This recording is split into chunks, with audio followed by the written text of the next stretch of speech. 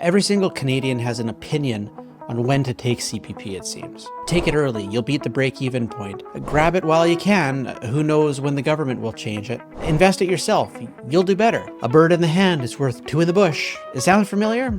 You've probably heard one or maybe all of these before, but here's the problem. They're myths, and not harmless ones either. They lead people to make one of the biggest retirement decisions of their life based on fear, guesswork, or maybe downright faulty math. So in this video, I'm going to walk through the top 3 problematic narratives that Canadians are buying into when they're deciding when to take CPP. These ideas, they all sound reasonable until you actually unpack them. This isn't going to be about shaming anyone who's already taken CPP early, but it is going to be about helping those who are on the cusp of retirement hopefully make better, well-informed decisions so that they can avoid some regret later. Let's break down the myths and what the actual data really shows. Hey there, if we haven't ever met, my name is Steve Willems. I'm a practicing certified financial planner and wealth advisor with the Willems Wealth Planning Group out here in BC.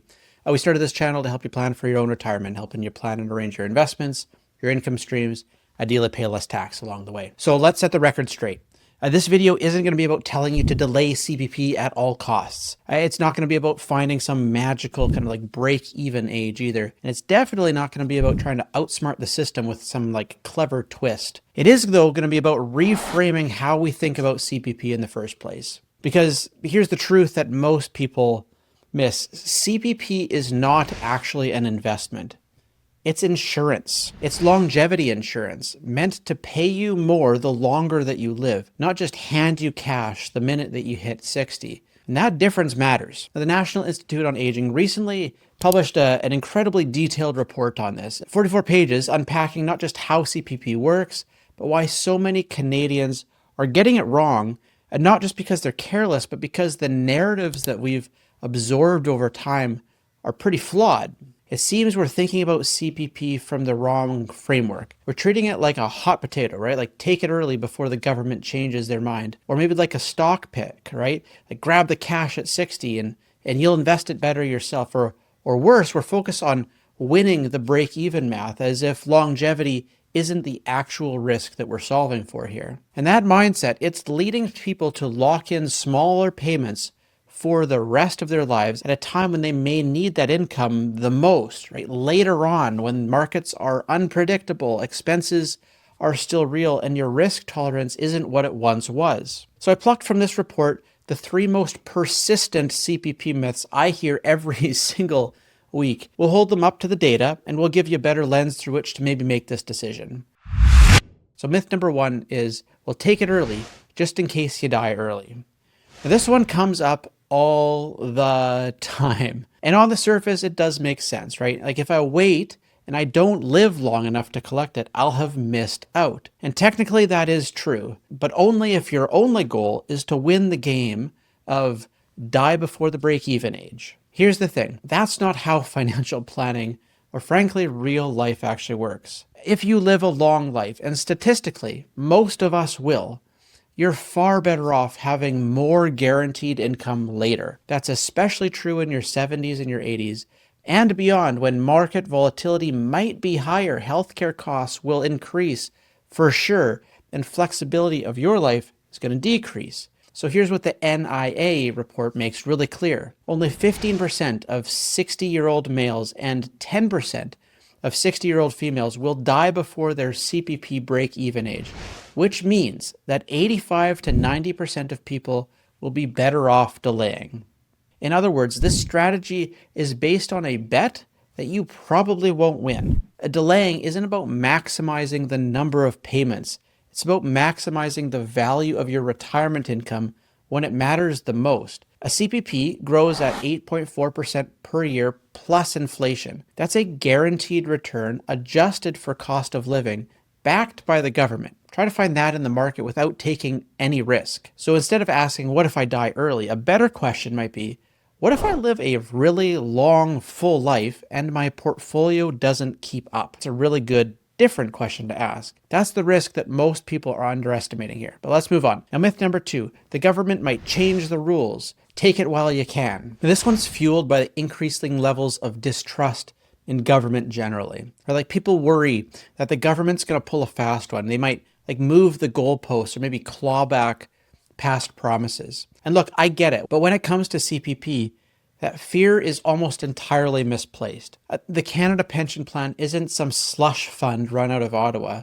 It's a separate, independently managed pool of capital. It currently has about $632 billion set aside in it. It's one of the best funded, best governed pension systems in the world. In fact, according to the chief actuary of Canada, CPP is fully sustainable for the next 75 plus years, even under conservative assumptions. So unless you believe Canada is going to default on its pension promises, and if you believe that, frankly, we got bigger problems, this whole take it before it disappears logic just doesn't hold up. I mean, sure, governments can adjust the plan, but CPP is not a political football. It takes 2/3 of provinces representing 2/3 of the population to approve any change. That's a pretty high bar. And even when changes do happen, they're going to be phased in gradually so that they don't affect existing recipients. Again, as the NIA paper puts it, fear-based narratives like this are rarely grounded in how CPP actually works. And so what's the better frame? Well, instead of reacting to a hypothetical policy shift, build your plan around what's true today, what's reliable. And CPP, for most Canadians, is about as reliable as it gets. And while we're here, if you're hearing scary headlines about pension shortfalls, most of those headlines are coming from the US, where the social security system in the US does face significant funding gaps. Canada's CPP, though, is in much better shape. One of the reasons for that was that Canada adopted a series of CPP reforms back in 1998, having already anticipated the very problems that the US is now facing. A different country, different system, completely different outlook. Now let's move on to myth number 3. Take it and invest. You'll do better. This one gets tossed around in coffee shops and comment sections all the time. The logic does sound sharp, right? I'll take the CPP early, I'll invest the payments, and I'll come out ahead. Why wait? But here's the problem. It's not an apples to apples comparison. First off, what exactly are you comparing this to? When they say I'll invest it, they're usually picturing a tidy 6 or 7% return kind of year after year, but they're conveniently forgetting that deferring CPP is itself a guaranteed inflation-adjusted 7.2 to maybe 8.4% increase per year depending on when you delay. This is not a projection, it's not a hypothetical, that's baked into the CPP system, and those figures are real changes of value because inflation is added on top of that. In other words, you need to take your early CPP, invest it, and then consistently outperform that guaranteed rate to make it worth your while after tax, after fees, and after sequence of returns risk. Here's what the NAI report lays out pretty clearly. To beat delayed CPP using early withdrawals and investments, you'd need to consistently generate a 6% annual return on a portfolio that's fully taxable while taking market risk and without sequence drag. And you need to be alive long enough to make that math work out. Now, let's be honest, most people who make this argument, they don't actually go out and invest the CPP anyway. It just gets absorbed into their lifestyle. So if you're not actually investing it, you're just drawing it earlier and you're locking in a lower payment for the rest of your life. Now, can someone make this work? Well, sure. If they're highly disciplined, tax optimized, and markets cooperate. But for most retirees, deferring CPP is going to be one of the best investments that they make because it's guaranteed, it's risk-free, and it's inflation-adjusted income for the rest of your life. And that becomes more valuable, not less, the older that you get. Now, while we're here, let's just hit a few of the other CPP myths that I hear all the time, mini myths that still trip people up. I paid into it my whole life. I want to get my money's worth. Now, this is a totally understandable sentiment, but CPP is not actually a personal savings account. It's a social insurance program. What you're really buying with those contributions is, again, a guaranteed inflation-protected income stream.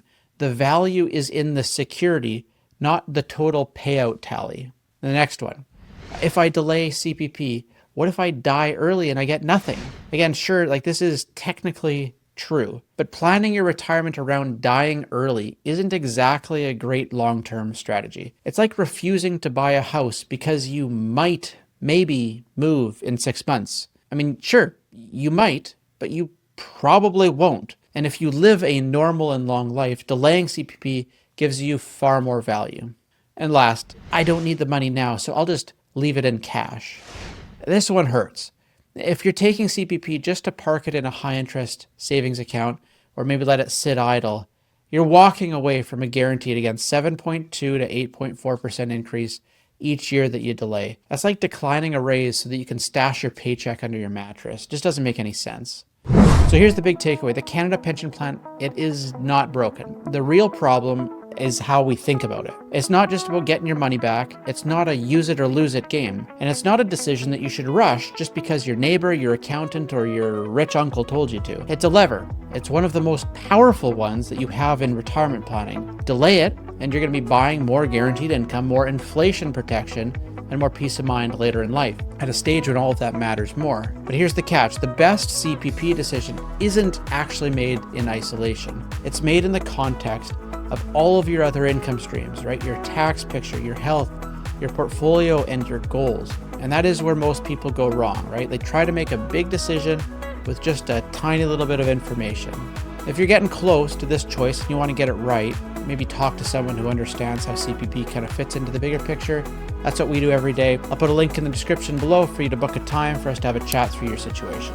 Again, hey, thanks for watching. Hope you really found this helpful. If you did, if you wouldn't mind hitting that subscribe button, just helps this video get out to more people. I'll see you in the next video.